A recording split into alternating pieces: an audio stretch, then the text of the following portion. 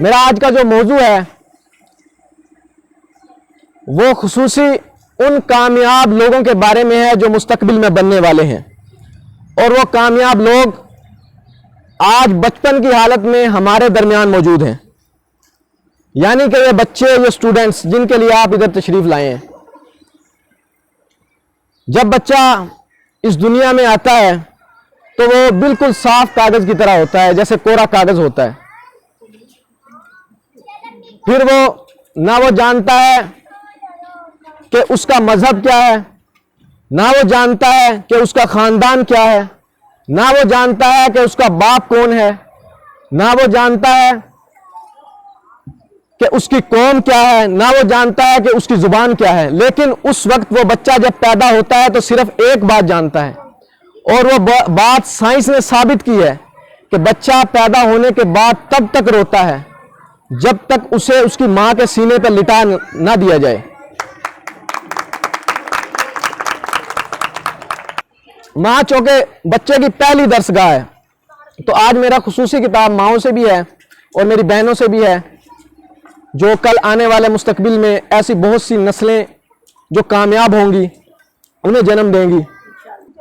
जितने भी कामयाब इंसान आप इस दुनिया में देखेंगे, उनके पीछे उनकी माओं का हाथ है, उन अल्फाज का हाथ है जो उनकी माएं उन्हें बचपन में बोलती हैं। कि जब भी आप अपने बच्चे को मुखातिब करें, अच्छे अल्फाज से मुखातिब करें।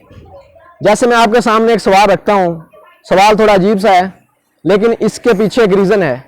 सवाल यह है कि आपके घर में मेहमान आ जाते हैं और जब आप उन मेहमानों के लिए खाना पकाते हैं, आपको पता है कि मेहमानों के लिए खुसूसी खाना पकता है, जैसे चिकन पक जाता है, गोश्त पक जाता है, बीफ मटन कुछ भी हम पका लेते हैं। और आपका बच्चा उस पकते हुए सालन में अगर मट्टी मुट्ठी भर उठाए और सालन में डाल दे और आप उसे देख लें, आपका रिएक्शन क्या होगा? यकीनन मैं तो ये कहूँगा कि जो मेरी समझ में आता है वो रिएक्शन ये होगा, कुछ अल्फाज ऐसे खूबसूरत से निकलेंगे और सबसे पहला जो रिएक्शन होगा वो ये होगा कि आप अपना खूबसूरत सा जूता निकालेंगी और उसकी तरफ थ्रो ऐसे करेंगी जैसे फील्डर जो है ना, खिलाड़ी जो होता है क्रिकेट के मैदान में, वो बॉल का थ्रो करता है विकेटों की तरफ, और वो बच्चा भागेगा ऐसे जैसे कौवा जो है ना वो गुलेल को देख के भागता है। तो और कुछ खूबसूरत से अल्फाज ये होंगे, कुछ खूबसूरत से अल्फाज ये होंगे कि मुंडी टूटे, तेरी गर्दन तोड़ूंगी मैं, तो आजा सयाज मेरे हाथ। और उसके बाद यहीं पे बात खत्म नहीं होगी, आप कहेंगे कि तेरे बाप ना आने दे, तेरी खलरी तुरवाऊंगी। देखें, सेम ऐसा ही वाकया अरब के ममालिक में पेश आया। उसकी एक औरत जिसके घर में मेहमान आए और उसने सालन पकाया, और सालन भी पक रहा है बकरे का या दुम्बे का, और उसमें वो मुट्ठी उठाता है मट्टी और वो सालन में डाल देता है। उसकी माँ उसको देख लेती है। अब उसकी माँ उसको तारीखी जुमले बोलती है।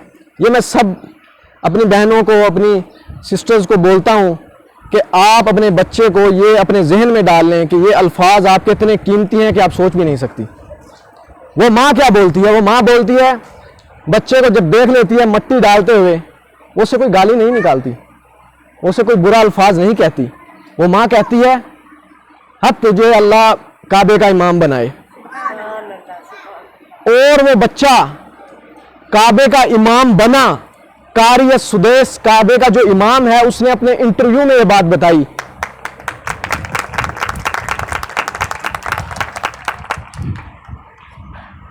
उसने अपने इंटरव्यू में ये बात बताई कि मुझे मेरी माँ ने कहा था कि आज अगर मैं काबे का इमाम हूं तो ये मेरी माँ के उन अल्फाज की वजह से हूं जो उस वक्त निकले थे कि अल्लाह तुझे काबे का इमाम बनाए। याद रखें, अपने बच्चों को, अपने भाइयों को, अपनी बहनों को, जो भी बच्चे आपके घर में हैं, उनको अच्छे अल्फाजों से मुखातिब करें।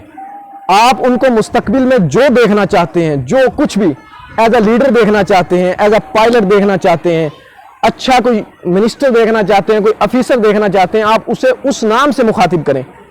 उस बच्चे के जहन में वो चीज़ पेवस्त होती चली जाएगी कि मेरी माँ ये मुझे, यकीन करें कि अगर मैं अपनी भी बात बता रहा हूँ, मेरी अम्मी मुझे अक्सर कहती हैं, और आज मैं आपके सामने बोल पा रहा हूँ, मेरी अम्मी के मुझे अल्फाज याद हैं।